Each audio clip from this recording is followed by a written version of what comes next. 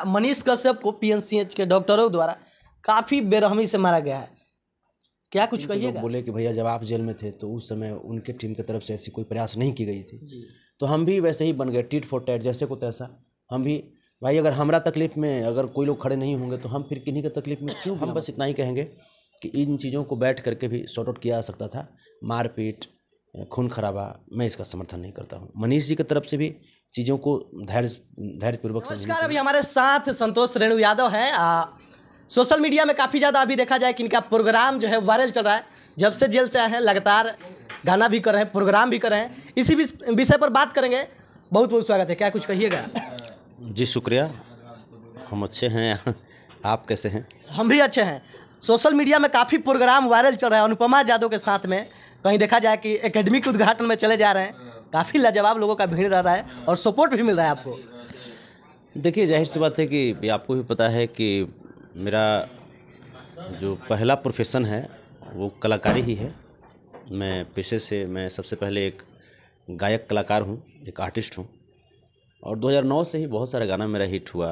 मजा मार ला तकिया लगा के, लहंगा में सिचुआता नवरत्न तेल, जगह पे जाता चंदा मामा आ रहा, एक गौरा मन नहीं लागे, मगहिया जवान करके, फिर बहुत सारा मौगी करिया मिलल, बहुत सारे गाने हैं, ब्रांडेड अहीर, अहीरा के बेटा, मतलब बहुत सारे गाने हैं जो कि मेरे सुपर डुपर हिट रहे। तो मतलब जब मैं आया तो हमारे जितने भी चाहने वाले मेरे श्रोता समाज भगवान हैं, इनका आदेश था कि भैया आप फिर से गीत संगीत की दुनिया में आइए और हम लोगों को एंटरटेन कीजिए। तो जब जेल से हम आए तो बहुत सारे कार्यक्रम के लिए लोगों का फ़ोन आ रहा है, फ़ोन आया भी, तो प्रयास करते हैं कि जहाँ जहाँ पहुँचा जा सकता है वहाँ वहाँ हम पहुँचते हैं, और लोगों का प्यार अपार जन सब समर्थन से मिल रहा है, बहुत अच्छा लगता है। और चाहे अनुपमा जी का मंच हो, अनुपमा जी के साथ जो मंच हुआ तो वो भी बहुत ही वायरल रहा, खास करके मीडिया वाले भाइयों के पहली पसंद बन गई वो मंच जी। तो सब अच्छा लगता है, सब मीडिया वाले बंधु का भी सब सहयोग है, सब स्नेह है। और उसके बाद कल का शो मेरा नवादा में था, नवादा कीर्ति डिफेंस एकेडमी के तत्वाधान से वो स्टेज था मेरा, जिसमें करीब 700 बिहार पुलिस के जो कांस्टेबल हैं और दरोगा हैं उनका सिलेक्शन हुआ था उस एकेडमी से, और उन्हीं की एकेडमी से विदाई समारोह थी, सह सम्मान समारोह थी। उसी में प्रोग्राम किया था? उसी में मुझे बुलाया गया था, मुझे आमंत्रित किया गया था। एक हैं उसी एकेडमी के कोच हैं विक्रम सर और कृति सर, ये दोनों की इच्छा थी, चूँकि विक्रम सर एक इंटरनेशनल प्लेयर भी हैं, मेडल जीत करके आए हैं वो, और वो भी वर्तमान में सब इंस्पेक्टर हैं। तो ये लोग बुलाए थे, तमाम बहुत सारे समाज सेवी भी वहाँ पहुँचे हुए थे, जनप्रतिनिधि भी पहुँचे हुए थे, बहुत सारे मीडिया वाले बंधुओं का भी हुजूम था। तो और ख़ास करके जो वहाँ जो लोकल जो वहाँ पे स्थानीय ग्रामीण थे उनका जो स्नेह मिला, मतलब इतना माला पहनाया गया था, मुझे लगता है कि मैं 10 बार मैं अपने गले से पूरा करके मैं माला निकाला था, फिर भी माला फूल, तो सब स्नेह है सब उनका। अच्छा, अनुपमा जी पर बात करना चाहेंगे। जैसे बहुत लोग बोलते हैं घमंडी हैं, आप तो प्रोग्राम किए उनके साथ रात भर प्रोग्राम किए, वो भी एकदम खुश थी आप जब मंच पे थे, क्या कुछ कहिएगा, कैसा व्यवहार लगा उनका? देखिए कलाकार के अंदर थोड़ी सी एटीट्यूड होनी चाहिए होनी चाहिए। पूजा किसकी होती है? जो जहरीला सांप होता है, नाग का पूजा होता है ना, डोरवा सांप का थोड़ी पूजा होता है। तो थोड़ी सी एटीट्यूड होनी चाहिए, हाँ, लेकिन गलत वे में नहीं होनी चाहिए। तो अनुपमा जी बहुत अच्छी आर्टिस्ट और बड़ा सम्मान करते हैं हम। हाँ, जहाँ पे गलतियाँ होती है डांटते भी हैं, लेकिन अगर मैं एक आर्टिस्ट के तौर पे मैं कहूँ तो बहुत अच्छी आर्टिस्ट, बहुत अच्छी गाती हैं मंच पे भी, और बहुत अच्छी, बहुत प्यारी बच्ची। अच्छा, टारगेट करके संतोष रेणु यादव बोल रहे हैं वीडियो में, देसीला साण है, हम इनको टारगेट किए थे आप? इसे टारगेट हम किन्हीं को नहीं किए थे, बस नसीहत दे रहे थे हम। जैसे अनुपमा यादव को एक मंच पे हमारे ही इंडस्ट्री के बहुत वरिष्ठ कलाकार हैं, पवन सिंह जी। हाँ, पवन भैया। तो पवन भैया बोलते बोलते वो मतलब देसीला गाय है, ये है, वो है, तमाम चीज़ बोलने लगे जो कि नहीं बोलनी चाहिए। तो वही मुझे उस चीज़ का उसी समय से मुझे तकलीफ़ था, क्योंकि कि आप हमारे कलाकार को आप ऐसे कैसे बोल दीजिएगा। तब फिर मैंने कहा कि मैं भी देसीला साणा हूँ, ये बातें मैंने कही थी। बट जो भी चीज़ें हैं ठीक है, वो स्टेज के दौरान की बातें हैं। मैं पवन भैया का भी बड़ा सम्मान करता हूँ, बहुत ही वरिष्ठ कलाकार और इंडस्ट्री को उन्होंने बहुत कुछ दिया है। अनुपमा यादव जी का भी बहुत सम्मान करता हूँ, बहुत प्यार करता हूँ बच्ची को। ऐसे ही बस आगे बढ़ते रहिए, ऐसे ही भोजपुरी का, मगही का, मैथिली का, बिहार का, देश का मान सम्मान बढ़ाते रहिए। अच्छा, हमेशा आप प्रोग्राम कर रहे हैं, बहुत लोग का चाह है कि संतोष रेणु यादव से हम भी प्रोग्राम कराएं। एक स्टेज प्रोग्राम का कितना चार्ज लेते हैं सर? देखिए, हमको ज़्यादा पैसा कमाना नहीं है। जैसे क्या है कि मेन हमको आने जाने में मेरी जो खर्च हो जाती है, जैसे 4 गाड़ी 5 गाड़ी होता है, उसमें बाउंसर्स होते हैं, सुरक्षा गार्ड होते हैं, उसमें मैनेजर हैं, तमाम जो टीम है। तो अगर मैं पूरी टीम के साथ में आता हूँ कहीं पे, जैसे म्यूजिशियन हैं या जो हमारे जो नृत्यांगना जो होती हैं, तो पूरी टीम की अगर मैं बात करूँ तो जैसे अभी मैं बोलना नहीं चाहिए बट मैं बोल रहा हूँ चूँकि आपने सवाल पूछा, तो पूरी टीम के साथ अगर हम आते हैं तो 3 लाख रुपए लेते हैं। 3 लाख लेते हैं आप? हाँ, अरे 3 लाख तो हम 2014 में लिया करते थे, आज ले रहे हैं तो कौन बड़ा चीज़ हो गया। मतलब अभी वर्तमान में ये रेट बढ़ेगा भी, ये रेट जो है बढ़ेगा भी, बट अभी जो है वर्तमान में पूरी टीम के साथ में 3 लाख रुपए लेता हूँ। और अगर मैं अकेले जाता हूँ तो फिर उसकी बात अलग है।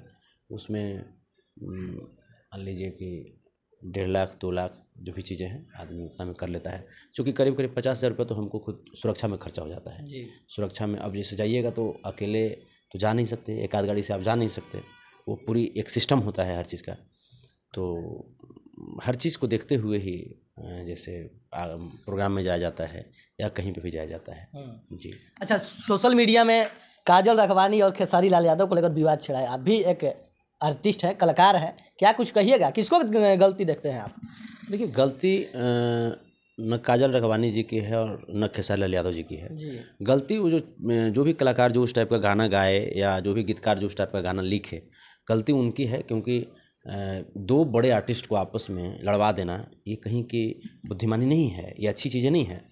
काजल जी से भी मिस्टेक हुई है, उनसे भी एक मिस्टेक हुई कि ऐसी वाहियात लिरिक्स वाले गाने पे आप परफॉर्म कर रही हैं, जैसे उसमें एक शब्द बोला जा रहा है कि भैंस चराता था ना, ऐसे करके कुछ शब्द बोला जा रहा है। तो ये चीज़ें कैसे कर सकते हैं आप? भोजपुरी को कौन सुनते हैं? BMW वाले थोड़े सुनते हैं, जो हेलीकॉप्टर के मालिक हैं वो थोड़े सुनते हैं भोजपुरी को।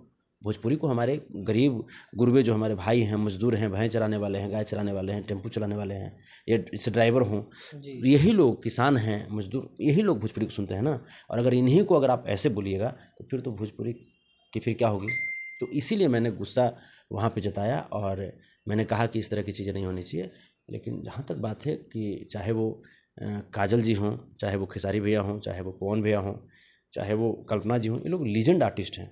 काजल राघवानी या खेसारी लाल यादव बनना ये कोई साधारण बात नहीं है, बहुत बड़ी बात है। हम बहुत सम्मान करते हैं इन लोगों का। यानी संतोष रेणु यादव के मन में भी दुख लगा इस बात को लेकर कि जब बोली है कि भैंस चराता था खेसारी जी? बिल्कुल बिल्कुल दुख लगेगा, क्यों नहीं लगेगा? क्योंकि भैंस तो हम भी चराए हैं ना जी। गाय भैंस हम भी चराए हैं, गाय भैंस हम भी पाले हैं। अगर कोई हमारे उस पेशा को लेकर के कोई हमारा उपहास उड़ाए तो फिर तकलीफ तो लगेगा ना। हम लोग गौ पालक हम लोग शुरू से रहे हैं। तो और ऐसे भी आप देखते हैं कि प्रधानमंत्री जी गाय पालने की हमें से बात किया करते हैं, या जितने भी हमारे साधु संत हैं वो गाय पालने की बात किया करते हैं। भगवान श्री कृष्ण चरवाहा थे जी। तो अगर कोई ये बात बोले कि जो गाय भैंस चराता था ना तो दिमाग कितना होगा, तो भगवान श्री कृष्ण से ज़्यादा दिमाग तो नहीं होगा किसी के पास। 16 कोटि के गुणों के साथ अवतरित थे वो। तो ये चीज़ें, ये बहुत ही गलत चीज़, ये इस चीज़ को काजल जी भी देखती होंगी या बाद में देखी होंगी तो उनको अपनी गलती महसूस हुई होगी, क्योंकि मतलब एक लीजेंड आर्टिस्ट से आप इस तरह की चीज़ का उम्मीद नहीं कर सकते। जी। अच्छा, मनीष कश्यप को PNCH के डॉक्टरों द्वारा काफ़ी बेरहमी से मारा गया है, क्या कुछ कहिएगा? ऐसे हमको पता चला इसके बारे में, ये चीज़ें हमको न्यूज़ के माध्यम से पता चला। तो अब पता नहीं अंदर की क्या बात है जो नहीं कर सकते, बट हिंसा का मैं समर्थन नहीं करता हूँ। किसी भी लेवल का कोई भी व्यक्ति हो, मैं हिंसा का समर्थन नहीं करता हूँ। जैसे मनीष जी की तरफ से भी क्या बातें डॉक्टर साहब को बोली गई, क्योंकि डॉक्टर जिस धरती के भगवान होते हैं, और अगर धरती के भगवान अगर गुस्सा हो जाएं तो जाहिर सी बात है कुछ बात हुई होगी। तो हम बस इतना ही कहेंगे कि इन चीज़ों को बैठ करके भी सॉर्ट आउट किया जा सकता था। मारपीट, खून खराबा, मैं इसका समर्थन नहीं करता हूँ। मनीष जी की तरफ से भी चीज़ों को धैर्यपूर्वक समझनी चाहिए और डॉक्टर जो भी हैं, जो डॉक्टर साहब, उनके तरफ से भी इन चीज़ों को समझनी चाहिए। मनीष जी को भी चाहिए था कि अगर उनको दिक्कत लग रहा है तो मंगल पांडे जी जो स्वास्थ्य मंत्री हैं उनसे बातें कहते, और डॉक्टर साहब को भी अगर इस तरह की दिक्कत थी तो वो भी स्वास्थ्य मंत्री साहब से इसका चर्चा कर सकते थे। मारपीट कहीं किसी भी लेवल पे ये अच्छा नहीं है और कोई समाधान नहीं है। इसका विरोध आप ही करिएगा। बिल्कुल।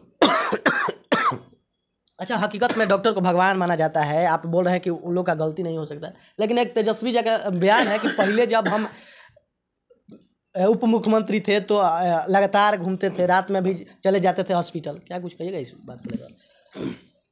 जाहिर सी बात है, इससे एक अच्छे नेता की निशानी होनी चाहिए, और एक अच्छे नेता की यही निशानी होती है कि आपको जो पद दिया गया अपने पद का निर्वहन कीजिए। आप अगर स्वास्थ्य मंत्री हैं तो स्वास्थ्य के क्षेत्र में आप अपने स्टेट को नई नई ऊंचाइयों को छुलाइए। स्वास्थ्य के क्षेत्र में अपने स्टेट को आप विकसित कीजिए, या जिस भी क्षेत्र में आपको ड्यूटी दिया गया है, जो आपको पद मिला है, पद का सही तरीके से निर्वहन कीजिए। जी। अच्छा, एक लास्ट सवाल, आशीष यादव के बारे में क्या कुछ कहिएगा? काफ़ी आपका वीडियो वायरल चल रहा है, उनके साथ में भी रील बनाए हैं, और कहीं ना कहीं देखा जाए कि अब फिल्म में भी लाने वाले हैं इंडस्ट्री में। नहीं, अच्छी बात है। हम तो चाहते हैं सभी कलाकार फिल्म करें, हम चाहते हैं कि सभी कलाकार फिल्म करें, सभी बच्चे आगे बढ़ें, क्योंकि जब सभी लोग आगे बढ़ेंगे तभी जा करके हमारी इंडस्ट्री भी आगे बढ़ेगी। तो आशीष बहुत ही अच्छे कलाकार हैं और मेरा बहुत सम्मान करते हैं वो, हम भी उनको बहुत प्यार करते हैं। हमको अच्छा लगता है, चाहे आशीष हो, रोशन रोही हो, अमित आशिक हो, इवन कोई भी आर्टिस्ट हो, शिशुपाल बिहारी जी हो, अहिरा कुंदन हो, कुंदन बिहारी हो, बहुत सारे आर्टिस्ट हैं, ओम प्रकाश अकेला हो, ये मघी के यही सब तो हैं। तो हमको, या सोनम यादव छोटी सी बच्ची, बहुत बहुत अच्छा ये लोग कर रहे हैं। अच्छा, रोशन जी अभी तक जेल में है, क्या संतोष राणा कभी मिलने उलने गए हैं क्या? कैसा प्लान बना रहे हैं निकालने के लिए? देखिए, प्लानिंग हमारा बनाना काम नहीं है, प्लानिंग जो है वो उनकी टीम के लोग बनाएंगे। हाँ, हमारी शुभकामनाएं उनके साथ है, हमारी स्नेह उनके साथ है, आशीर्वाद मेरी उनके साथ है। बाकी जेल में मिलने का हम भी सोचे थे, बट फिर हमारे टीम के लोग बोले कि भैया जब आप जेल में थे तो उस समय उनके टीम की तरफ से ऐसी कोई प्रयास नहीं की गई थी। तो हम भी वैसे ही बन गए, टिट फॉर टैट, जैसे को तैसा। हम भी भाई, अगर हमारा तकलीफ़ में अगर कोई लोग खड़े नहीं होंगे तो हम फिर किन्हीं के तकलीफ़ में क्यों बिना मतलब खड़े होने जाएं। जैसे सामने वाले को तकलीफ़ में दर्द होता है तो हमारे संघर्ष में हमें भी तो तकलीफ़ हो रही थी ना, तो लोगों को भी तो समझनी चाहिए ना।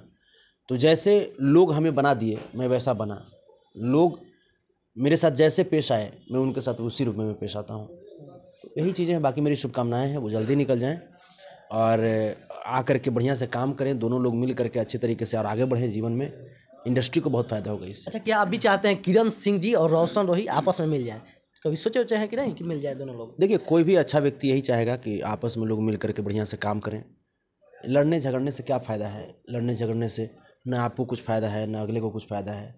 उससे बढ़िया है कि आपस में मिल करके काम कीजिए। नहीं मन, अगर दिल नहीं मिल रहा है कोई बात नहीं, कोई बात नहीं है, अलग अलग ही रह करके काम करेंगे, लेकिन लड़ने झगड़ने से कोई फ़ायदा नहीं है, हमारा जहाँ तक मानना है मेरा। अच्छा, रोशन रोही या किरण सिंह में गलत किसको देखते हैं? ये देखिए, हम कोई जज तो है नहीं। एक होता होगा ना, मान लीजिए सामाजिक तौर पर आप भी बात करते हैं। देखिए, गलत समय होता है, गलत समय हो जाता है, गलत कोई इंसान नहीं होता। इसमें न किरण को हम गलत कर सकते हैं, न रोशन को गलत कर सकते हैं। ये ऐसी वक्त आ गई जो दोनों को उलझा कर रख दिया। तो हम तो यही कहेंगे कि दोनों लोगों को बहुत ही एक मैच्योर डिसीजन लेते हुए, परिपक्वता दिखाते हुए आपस में मिल करके काम करें और इंडस्ट्री को भी आगे बढ़ाएं, खुद को भी आगे बढ़ाएं। चलिए, बहुत सारे विषय पर बात की। अभी हमारे साथ संतोष रेणु यादव थे। इस वीडियो के बारे में आप लोग क्या कहना चाहते हैं, एक छोटा सा राय जरूर दीजिएगा। इसी के साथ मैं पवन बिहारी, झटका न्यूज लाइव से, जय हिंद।